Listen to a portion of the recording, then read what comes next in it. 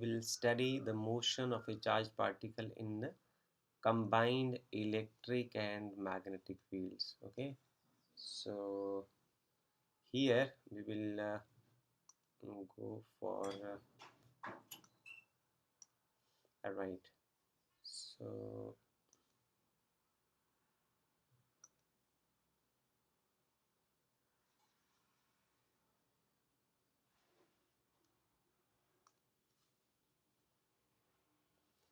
now, but we have studied so far.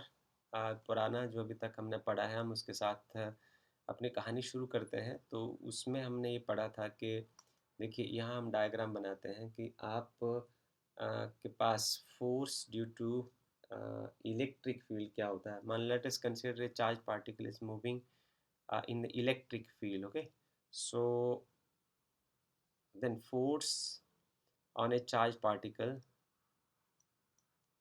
due to electric field is equal to Q into E.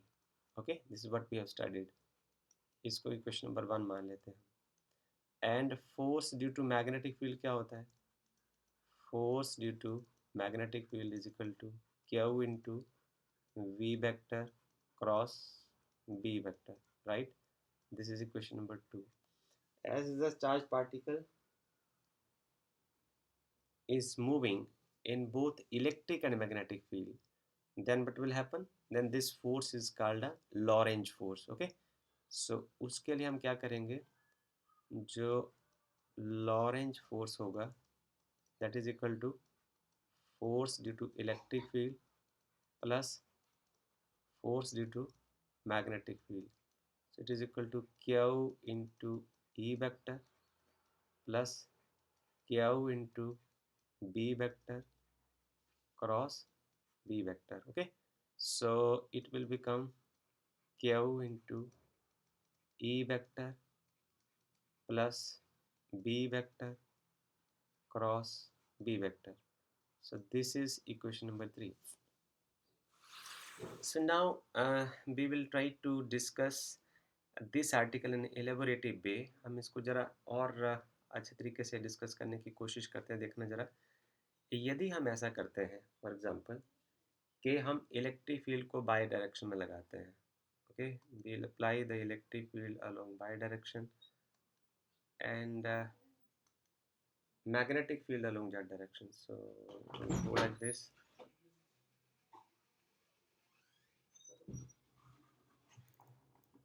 Mm,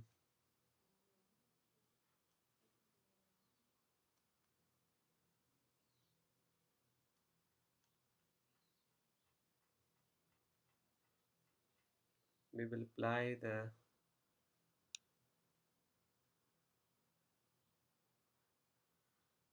so this is the direction of electric field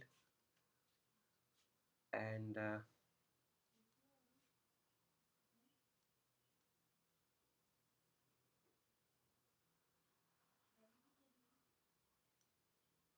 this is the direction of magnetic field, and in this direction you are projecting the particle. Okay,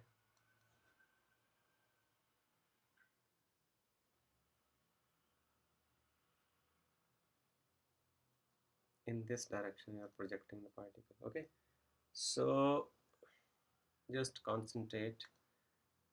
This is the direction of motion of the particle. This is what the applied magnetic field along this direction. Okay, and this is electric field along this direction.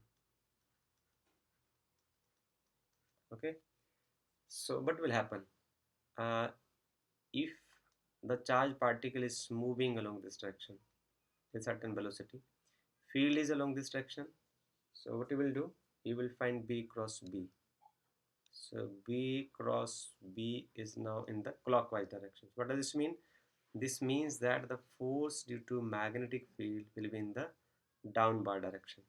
Force due to magnetic field will be in downward direction. Okay, so force due to magnetic field will be in downward direction. This is the force due to magnetic field. Now it is QB B and sine 90 degree. Okay, so this is equal to VQV only, right? And this force due to electric field in this direction is equal to F vector is equal to Q into E vector, right? So we will use vector notations uh, to represent this same happening. What is happening actually इस figure के according हम लिखते हैं जरा using vector notation की help से हम लिखते हैं कि जो इलेक्ट्रिक फील्ड है इलेक्ट्रिक वेक्टर ये इसका मैग्नीट्यूड हो गया और electric field is apply along this is y axis. Okay, this is y axis, this is x axis and this is z axis. Okay, so E j cap हो जाएगा है ना, and the magnetic field is applied up along z axis, so it is V k cap, right? And velocity vector is along x axis.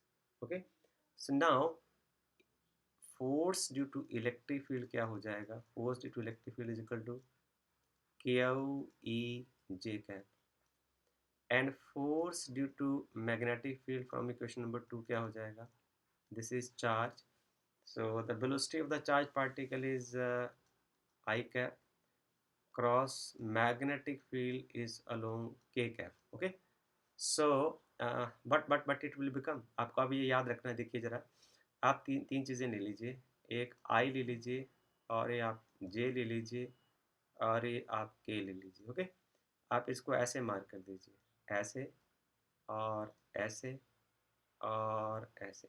Okay, अब आप क्या करेंगे, यदि आप आई क्रॉस के करते हैं, सी हियर, यदि आप आई क्रॉस के करते हैं, सॉरी आई क्रॉस जे करते हैं, तो इसका आंसर आ जाएगा के कैप. यदि आप जे क्रॉस के करते हैं इसी ऑर्डर में, जे क्रॉस के करते हैं तो अगले वाला आ जाएगा आई कैप. यदि आप के क्रॉस आई करते हैं तो आपका आंसर आ जाएगा जे कैप. ये आपको याद रख लेना है. अब यार आप मिस करो एक बीच में से, जब एक मिस हो जाएगा, फॉर एग्जांपल आप इसको ऐसे करते हैं, आई क्रॉस के करते हैं, अब आपका बीच वाला ही मिस हो गया, तो इसका आंसर क्या आ जाएगा, माइनस जे कैप. यदि आप करते हैं जे के मिस हो गया, जे क्रॉस आई करते हैं तो आ जाएगा minus K cap. This is the way to use it. फिर यदि आप करते हैं के बाद आई मिस कर देंगे, के क्रॉस जे करेंगे, K cross J it is equal to minus I cap. So इस प्रॉपर्टी को आपको यहाँ इस्तेमाल करना है. आप करेंगे now I cross K, this I cross K, ठीक है, और यहाँ इस आंसर क्या आएगा, minus J. So put it here.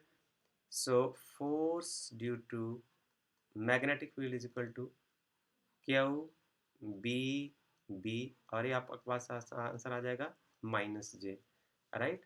So this is equation number 3, this is equation number 4 and this is equation number 5.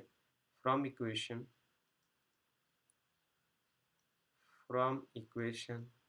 3 comma equation 4 and equation number 5 we have, अब इसको put कर दीजिए. जो लॉरेंज फोर्स आएगा F L is equal to Q, common आ जाएगा, यहाँ आ जाएगा ई जे कैप और वी क्रॉस बी सॉल्व करके क्या आ जाएगा, ये आ जाएगा क्यू, ओहो क्यू क्यू इज आउटसाइड, ये आ जाएगा आपके पास B B and minus J cap. Okay, so how you can write it, Q into E minus B into B into j cap. Okay, so this shows that both electric and magnetic field are oppositely directed. Electric और magnetic field जो है वो opposite directed होंगे और by axis की ओर होंगे, एक plus by axis की ओर और दूसरा नेगेटिव बाई एक्सिस की ओर. इफ, अब देखिए आगे, if we select E and V in such a way in such a way that Lorentz force जो है वो जीरो हो जाए। देखो इसमें जो लॉरेंज फोर्स है ना, ये डिपेंड करता है चार्ज, तो इसको तो आप कंट्रोल नहीं कर सकते क्योंकि जो चार्ज जो आपने थ्रो किया है वो वही रहेगा। और वेलोसिटी उसकी जिस वेलोसिटी से उसको आगे पीछे आप बढ़ा सकते हो, बट यदि आप जो अप्लाइड इलेक्ट्रिक फील्ड है और अप्लाइड मैग्नेटिक फील्ड है उसके उसको आप इस तरीके से एडजस्ट करते हैं ताकि इसका जो ब्रैकेट के अंदर वाले पार्ट का आंसर जीरो हो जाए। ओके, तो क्या होगा, ये उसके ऊपर चार्ज पार्टिकल के ऊपर लगने वाला जो लॉरेंज फोर्स है वो जीरो हो जाएगा। तो मैं यहाँ लिख रहा हूँ कि B if B select E and B in such a way that the Lorentz force is equal to zero, okay, means magnitude of E and V into V जो आ जाएगा ना ऑफ टू फोर्सेस, जो force due to magnitude of force due to electric field and force due to magnetic field will become equal. हाँ, F L is equal to zero, so हम इसको ऐसे लिख सकते हैं फ्रॉम इक्वेशन नंबर 6। सो